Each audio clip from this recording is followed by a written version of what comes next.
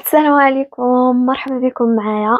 هذا الفيديو غادي نشارك معكم ارخص واسهل 5 ديال الطرق باش تهاجروا بها لكوريا الجنوبيه في 2025 بلا ما نبقى نكذب عليكم، بلا حوايج زايدين بلا فايده، غير طرق قانونيه اللي يقدر اي واحد يديرهم باش يجي لهنايا، طرق مجربه والناس خدامه بها بالفعل. هذه في حالات الا كنتي باغي تبدل حياتك وتمشي تعيش في بلاد ديال بي اس وسامسونج والحاله. خليك معايا حتى الاخر، وراه الطريقه الخامسه هي اللي فيها المفاجاه. بقاو معايا.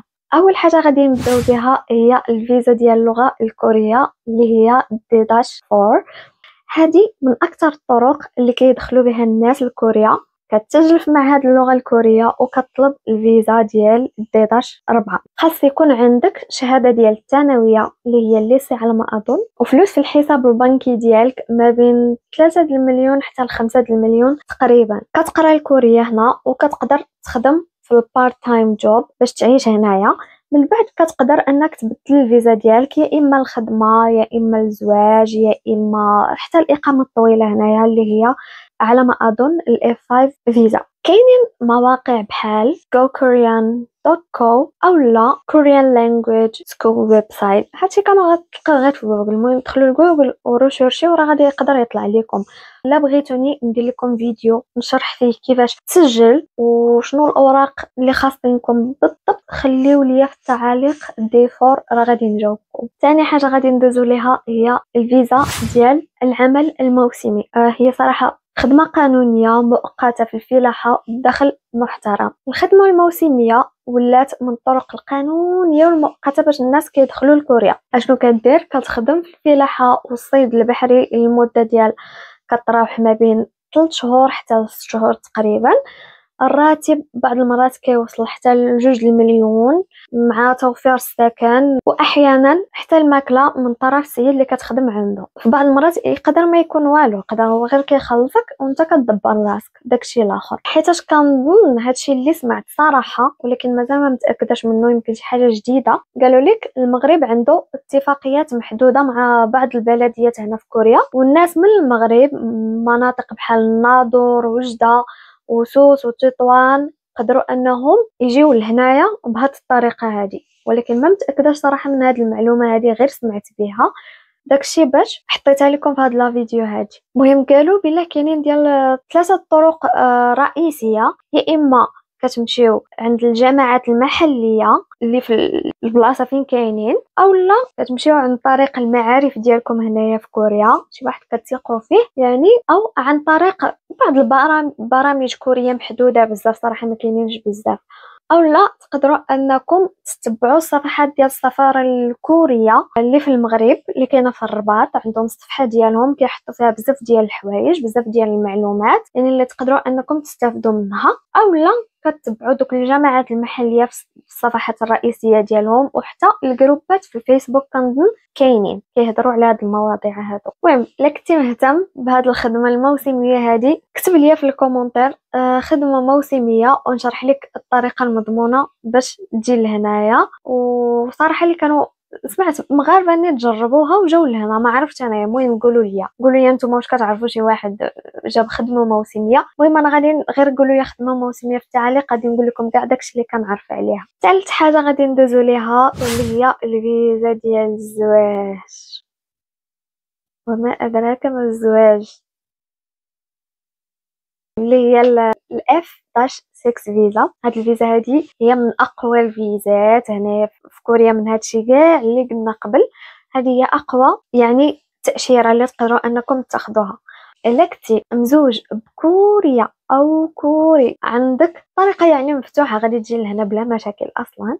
قبل ما نخليكم في داكشي الاخر بغيت نفتح الميساج البنات المراهقات في المغرب. ماشي اي حاجه تشوفها في السوشيال ميديا وتحلوا فمكم. واه هذا الشيء راه فري، ما عمركم تيقوا داكشي اللي في السوشيال ميديا.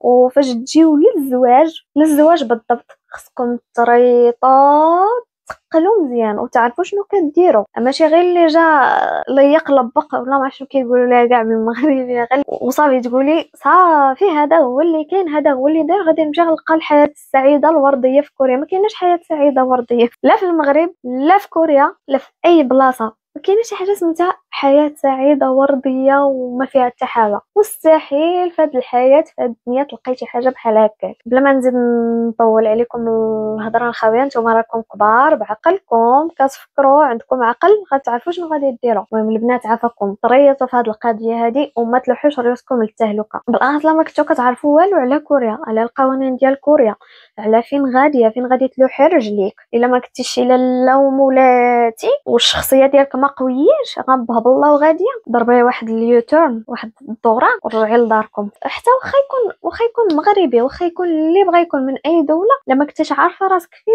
غاديه وما كنتيش قادره انك تحملي المسؤوليه، بلاش اختي بلاش. ما تقولش مشينا نتسمى راني مزوجه ودايره وفاعله تشرى واحد المسؤوليه لا يعلم بها الا الله. انا نقولها لكم، اسمحوا لي خرجت لكم على الموضوع. كما قلت لكم الا كانت عندكم الاف 6 فيزا كتوليو سهل انكم تاخذوا اقامه دائمه هنايا. والاقامه الدائمه حتى هي من اقوى الفيزات. عندكم 3 ديال الفيزات اللي توب هنايا، عندكم الاف 2 الاف 5 والاف 6.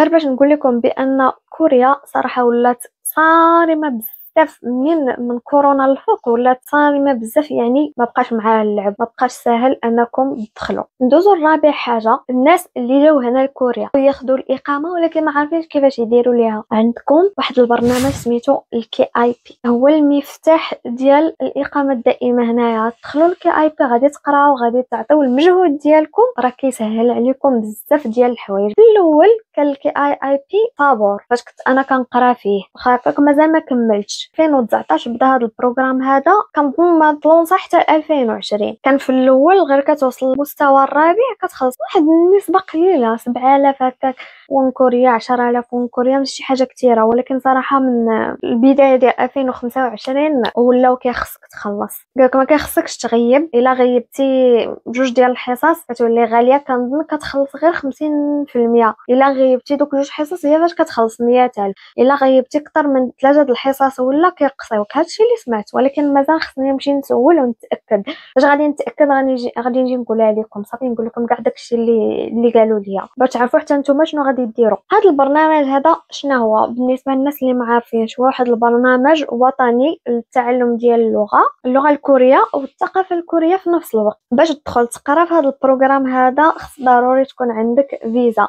ماشي مهم اش من نوع ديال الفيزا، هادشي كان في خباري. فماذا غادي نمشي نتاكد ونجيب لكم الخبار باقي في الميكا. ما تخافوش، دوز من المستوى 0 حتى المستوى الخامس. من بعد فاش كتسالي هاد المستويات هادو كيعطيوك واحد الشهاده اللي كتخليك انك تمشي للكريشن هنايا مكتب الهجره، وكتطلب منهم ديك الاف 5 اللي هي التاشيره الدائمه. بالنسبه للبنات اللي مزوجات هنا وعندهم الدراري، سمعت بالله راه غير من المستوى الرابع كتقدروا انكم تدفعوا لهاد التاشيره هذه اللي هي الاف 5. هادشي اللي فتو باغيين تستقروا في كوريا. طبعا المدى البعيد الكي اي بي هو الحل. خامس حاجه هي المنحه ديال جي كي اس. هذه اقوى فرصه للشباب طموحين. طبعا الدوله الكوريه كتعطي منحه كامله من الدراسه من طياره ومن حتى المصروف تديروا لك هذه المنحه هذه. بين الناس اللي واخدين الباك وباغيين يجيو يكملوا قرايتهم هنايا، اولا الناس اللي باغيين يكملوا الماستر اولا الدكتوراه، فهاد المنحه هذه مزيانه لكم. كاينين بزاف ديال المغاربه اللي ربحوها وتيقراو هنايا تبارك الله عليهم، راهم